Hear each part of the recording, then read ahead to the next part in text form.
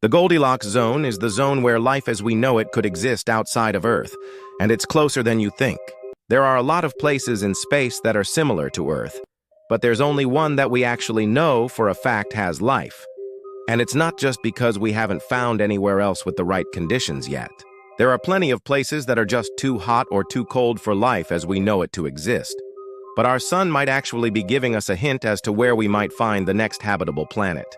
This is the Goldilocks zone, also known as the circumstellar habitable zone, and it's the area around a star where conditions are just right for liquid water to exist on a planet's surface. You might think that this would be close to the star, but you'd be wrong. If a planet were to orbit too close to the sun, it would be tidally locked, meaning that one side would be super hot and the other side would be in permanent darkness. Neither of these would be great for life.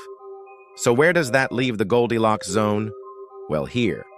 According to NASA, the zone starts at about 20 million miles from the sun and ends at about 60 million miles. That's about the distance between the sun and Jupiter. And if you want to get technical, the zone is actually a little more complicated than that. It depends on a number of factors, such as the size of the star and the amount of radiation it gives off. Our sun is a pretty average star, so the Goldilocks zone for it is also pretty average.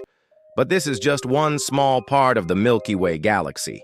Other stars will have their own Goldilocks zones, and some of them will be much closer to Earth than you might think. In fact, there's one star that's only 4.3 light-years away with a Goldilocks zone that could support life. It's called Proxima Centauri. And if that name sounds familiar, it's because it was the star system where scientists recently discovered a potentially habitable planet. It's called Proxima b. And as of right now, it's the closest potentially habitable planet that we know of. So if you're out there, little aliens, just 4.3 light-years away, we're looking for you. Just don't come here looking for gold. It's not that easy to find. Thanks for watching. Hit the subscribe button so you never miss an exciting episode. And I'll see you next time, but until then, keep looking up.